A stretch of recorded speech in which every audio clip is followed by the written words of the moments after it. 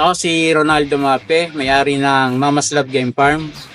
Ako naman po si Richard Desos, farm manager ni Kuya Boy. Bata pa lang ako, nagsimula na akong makailigan ng pagmamanok.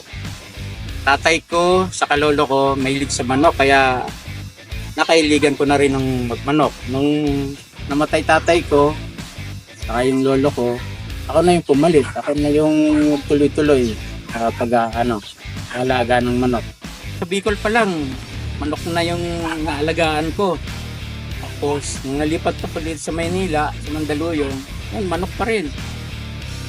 Kaya lang pa konti-konti lang. Nung nalipat ako dito sa Dasma, yun, nagparami na ako ng manok. Naglaban na ako ng laban. 2 taon pa lang ako kay Kuya Boy. Mahigit no? Mahigit na 2 taon. Matagal na rin kami nagsama na dyan sa kabila. Bago ako umuwi, kinuha ko na ni Kuya Boy. Sabi sa akin, dito ko na lang sa akin manok kasi wala akong kasama. Pagtagulan, nagkakaproblema kami sa pagpapalaki. Mahirap pagpalaki ng sisiw pagtagulan, dami nagkakasakit. Kasi nga hindi ako nagbabakuna. Vitamins ang ginagamit ko sa mga manok ko.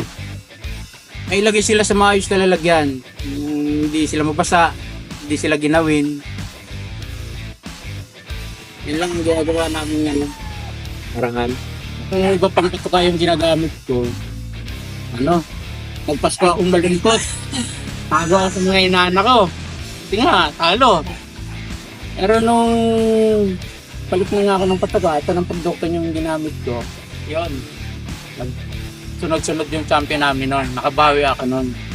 Hindi na ako nagtago sa mga inaanak. December 3 beses ako nag-champion. Tapos January, champion. Paisa-isa.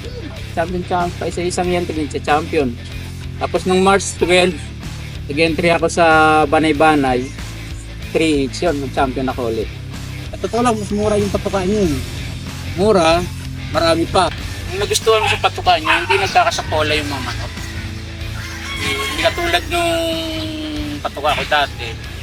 Yun, marami nagkakasapola, nagkakaproblema ako. Paano pagdadaanin, tatanggalin yung sapola. Pero ngayon, maganda. Kahit ipuin niyo yung mga manok ko ngayon, walang mga sapola. Maganda yung patuka. Nag-champion ako sunod-sunod. Tapos, yun, maganda yung naging ng mga manok. Kaya hindi naging sakitin. Pati sa sisiw, ganda. Hindi sakitin.